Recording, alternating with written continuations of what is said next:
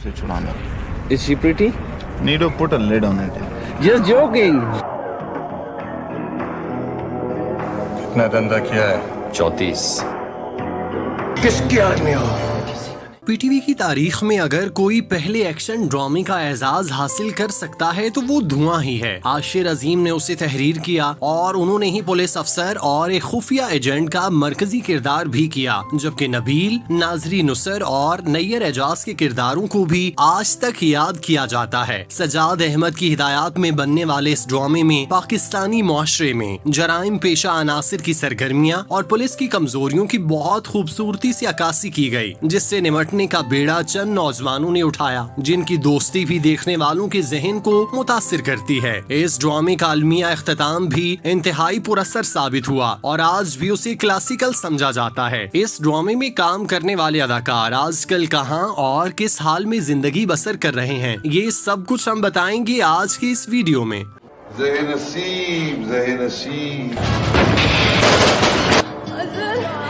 ये झूठ बोल रही है ना?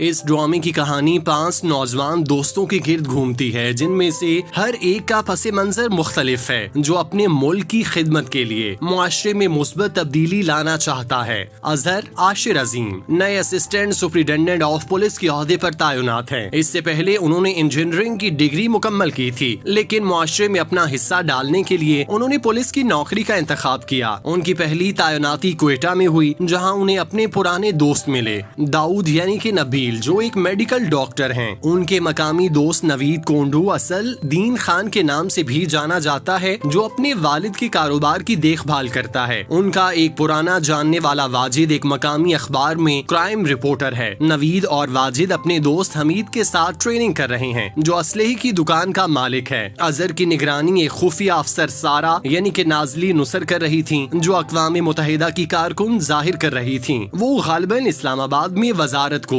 मालूमात फराहम कर रही थीं। उनकी पहली मुलाकात क्वेटा में जाने वाली परवाज में हुई। वजारत की तरफ से अजहर को मुनशियात का एक केस सौंपा गया और उन्हें मशवरा दिया गया कि वो ऐसी कार्रवाइयों के लिए एक टीम को इकट्ठा करें, जिसे मकामी पुलिस के साथ शेयर नहीं किया जा सकता, ताकि मुजरिमों को किसी मुमकिन इतला से बचाया जा सके। किसके पीछे जाएंगे अब? वो रिजा जो भी है उससे हम मालूम करते हैं। यहाँ बात ये नहीं है, अगर हमारा आदमी मरा है तो वो रिजा लोगों का भी तो मरा है।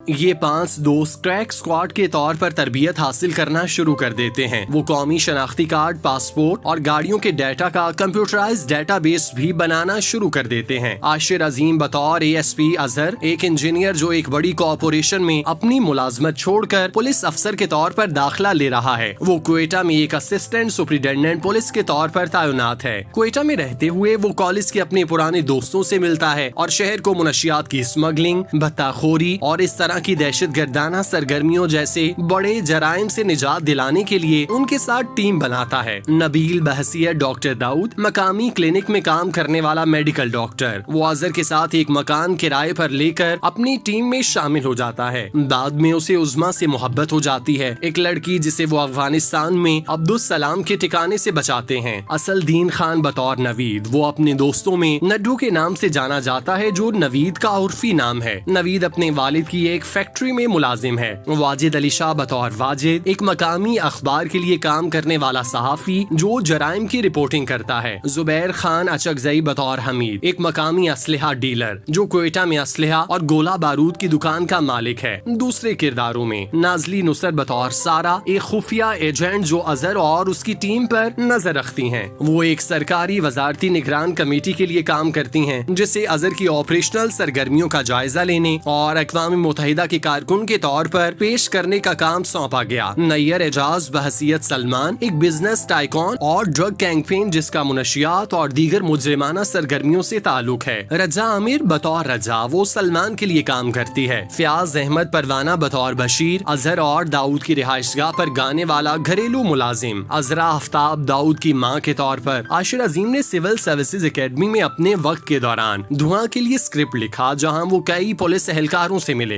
टेलीविजन के लिए स्क्रिप्ट लिखने में ना तजुर्बाकार होने की वजह से अजीम ने इब्तिदा में कहानी को नावल की शक्ल में लिखा और बाद में टेलीविजन के एक एग्जीक्यूटिव के मशवरे पर उसे रस्मी स्क्रिप्ट में तब्दील किया। आशिर अजीम का काम बुनियादी तौर पर अंग्रेजी में लिखा गया था और वो पीटीवी के अंदरून खाना स्क्रीन राइटर को इसका उर्दू रस्मुल खत में तर्जुमा करना था। आशिर अजीम ने बाद में इंकशाफ किया कि तर्जुमा शुदा स्क्रीन प्ले उसके तसव्वुर को मुकम्मल तौर पर महसूस नहीं कर सका और उन्हें कुछ हिस्सों पर दोबारा काम करना पड़ा। इस ड्रामे में नुसरत फतेह अली खान का गीत किसे दा यार ना विछड़े शामिल किया गया जो बहुत ज्यादा मकबूल हुआ। जिस सीन में ये गीत चलाया गया उसने देखने वालों की आंखें नम कर दी।